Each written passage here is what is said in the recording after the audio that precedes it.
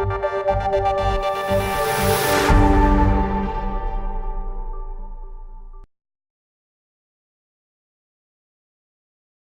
everyone.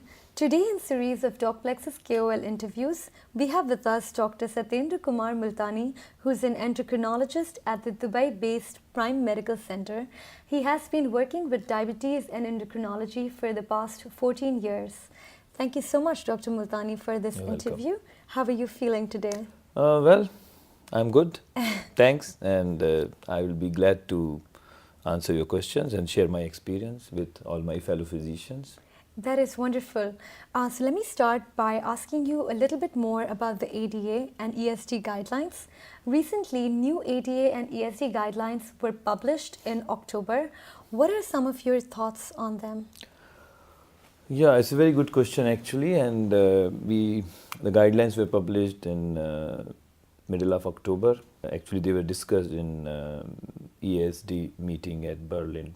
After that, it was published in Diabetology and Diabetes Care.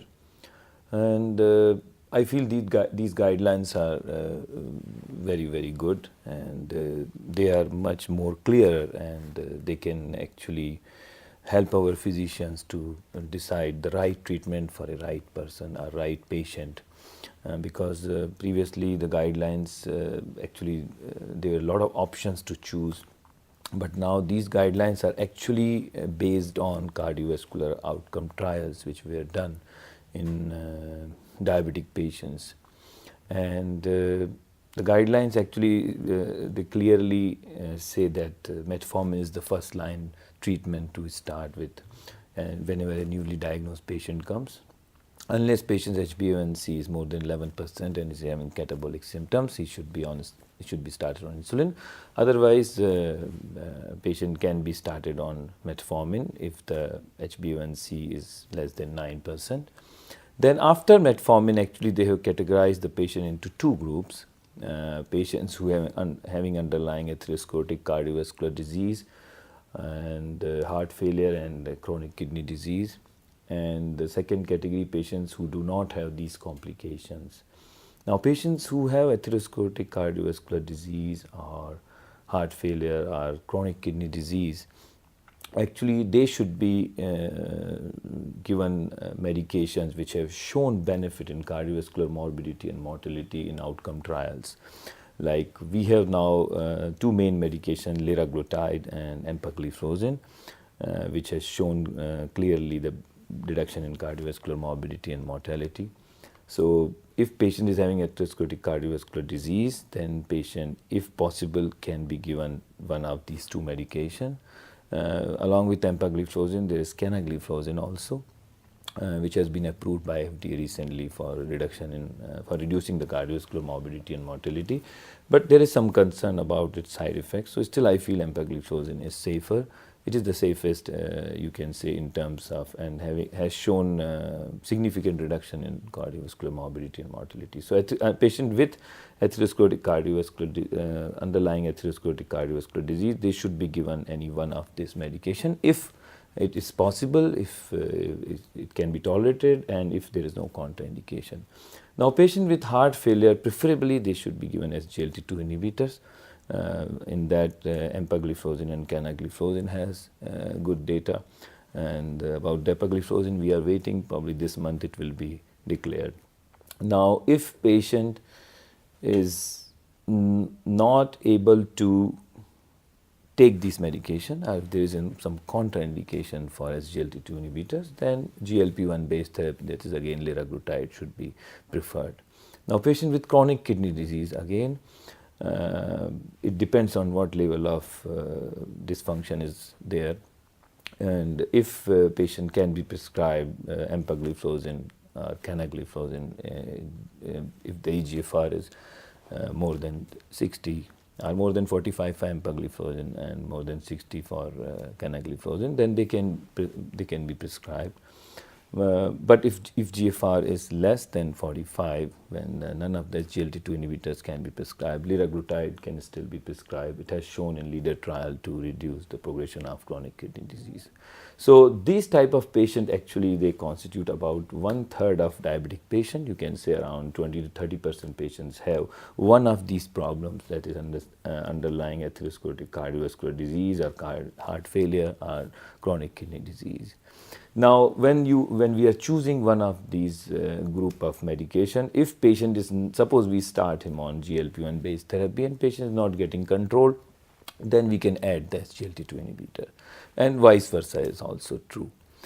And then if suppose patient is on triple therapy still cannot be controlled, then physicians have to choose the other alternative therapies, like if it is they want to add sulfonylurea or they want to add glitazones, but they have to be very, very careful, insulin. So that depends on physician judgment. The options are open and they have to choose judiciously. Now, if patient does not have an underlying atherosclerotic cardiovascular disease, then physicians have to see that how do they categorize the patient. Like we have now therapies, suppose patient does not want to gain weight or patient he wants to lose weight, then we have different options like SGLT2 inhibitors or GLP-1 based therapy after metformin we are discussing. If physician and patient both they don't want that patient should gain weight, then DPP-4 inhibitors can be prescribed. So this way, if depending on patient wants to lose weight or patient does not want to lose weight, we can choose the therapy. Then again, if we want to avoid the hypoglycemia, which is also a disabling problem with the treatment of diabetes. So if we don't want patient to have, suppose somebody is driver and he's driving and he's taking the passengers, so we don't want, and he's having diabetes, we don't want him to have hypoglycemia.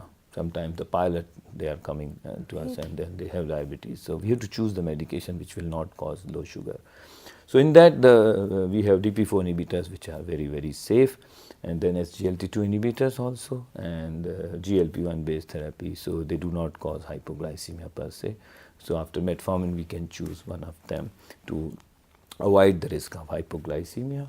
And about the weight I already discussed. And then suppose there is another categorization of the patient, the cost, which is a very, very important thing, because not every diabetic patient is very well insured or he can afford all the costly medication.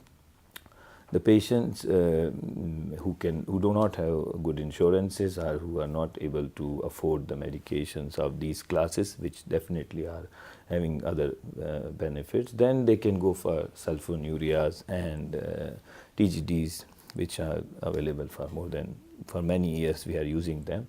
And these two classes can be, any one of them can be started, and then suppose sulfonylurea is started, patient not getting control, TGD can be added, and if TGD is started, then sulfonylurea can be added, and if suppose patient is still not controlled, then patient can go for the any other therapy which is affordable, like DPP-4 inhibitor or insulin. So this is very important. Then patient and physician, they talk the same language and they sit together and have a common goal or common target. So everything should be informed, and patient should be given different choices. We have to see the patient preferences, and we have to see that what is the age of the patient, what type of phenotype he's having, and what is the duration, like sometimes what are the resources available for the patient. So there are many factors. Now besides that, the very important thing which has been mentioned in the guidelines is that they have emphasized a lot on patient education, and it is very important that because in Dubai we have people from different countries, so we have to take care of, we have to keep in mind their cultural preferences and religious practices, and depending on that we have to give them education, and whole family should be educated, because sometimes patients have this notion that they have been discriminated. So the education is very, very important. It should be an ongoing process, and it should be evidence based, and patient and this level of education should be reassessed time to time. Then one more important thing which has been emphasized in guidelines is to avoid inertia at the level of physicians, because when patient is not getting control with one type of therapy, then the physicians, they must go to the next level. They should not keep on waiting. Sometimes it happens that they keep on waiting for 1 year, so precious time is wasted actually, and risk of complication increases. So it has been mentioned that physicians, they should avoid inertia and they should be little bit aggressive to control diabetes. Now, one more important thing which is mentioned in guidelines is that the overall aim for treatment is the comprehensive cardiovascular risk reduction. So beside glycemic control, then other parameters like lipid control, blood pressure control should also be taken care of, so that because majority of diabetic patients, they die of cardiovascular disease. So comprehensive cardiovascular risk reduction is the ultimate goal, and preserving the quality of life of the patient. Wow, those are some very insightful thoughts. And in your opinion, how would these guidelines help practicing physicians, and how would they also help in general for clinical practice?